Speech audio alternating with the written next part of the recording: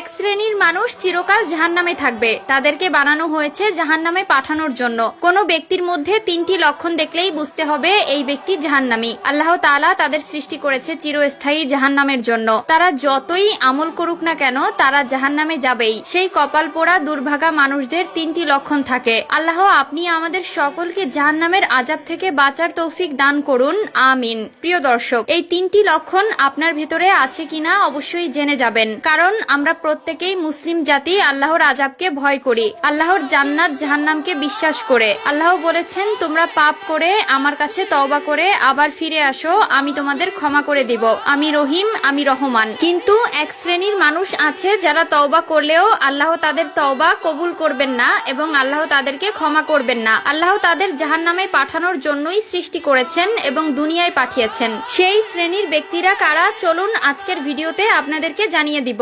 ভিডিওটি সম্পূর্ণ দেখবেন এবং মিলিয়ে নিবেন এই তিনটি লক্ষণ আপনার ভিতর আছে কিনা। যদি থেকে থাকে অবশ্যই আল্লাহর কাছে পানাহা চাইবেন, আল্লাহর কাছে ক্ষমা চাইবেন। ভিডিওটি শেয়ার করে দিবেন, হয়তো আপনার একটি শেয়ার একটি মানুষকে ইসলামের পথে চলার জন্য সাহায্য করবে এবং পাপ কাজ থেকে নিজেকে বিরত করবে। একটা জাহান্নামী ব্যক্তি একটা চতুষ্পদ প্রাণীর চাইতেও নিকৃষ্ট, কারণ চতুষ্পদ প্রাণী জাহান্নামে যাবে না, কিন্তু একটা মানুষ আল্লাহর সৃষ্টির সেরা জীব হয়েও তার পাপ কাজের কৃতকর্মের জন্য চিরস্থায়ী জাহান্নামে জ্বলতে হবে। তো চলুন বেশি কথা না বলে শুরু করি আজকের ভিডিও। আজকে আমরা জানবো জাহান্নামী ব্যক্তিদের তিনটি লক্ষণ সম্পর্কে, যে তিনটি আমাদের সকলের মধ্যে বিদ্যমান থাকতে পারে। জাহান্নামী ব্যক্তিদের তিনটি লক্ষণ হলো, এক, তাদের অন্তর আছে কিন্তু এই অন্তরে আল্লাহর ভয় জাগ্রত হয় না।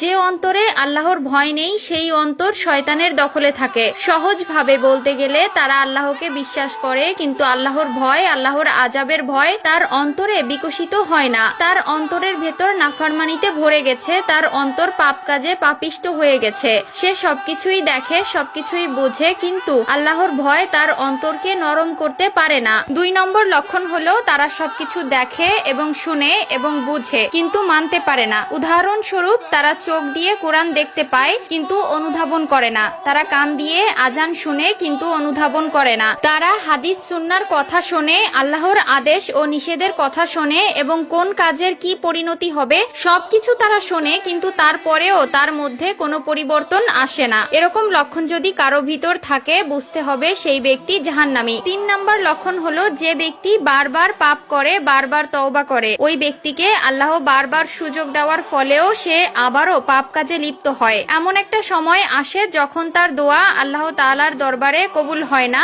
আর আল্লাহ তাআলা ক্ষমা না করলে সেই ব্যক্তি চিরস্থায়ী জাহান্নামে